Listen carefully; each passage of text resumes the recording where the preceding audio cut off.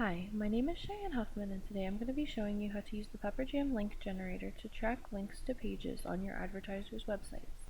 Once you are logged into your publisher account, navigate to the left-hand side of your screen and click on Tools and then on Link Generator. This will direct you to the page where you can see the Pepperjam link generator and 4 simple steps. First, you will need to drag this bookmarklet button up into your bookmarks. Make sure that your browser settings are set to show the bookmarks bar so you can easily access the Pepperjam link generator. Once you have done that, you can visit the website of one of your joined programs. You can view a list of all supported domains by clicking here. Keep in mind that the link generator will not work on a partner advertiser that does not allow deep linking. On the advertiser's website, find the page that you would like to share.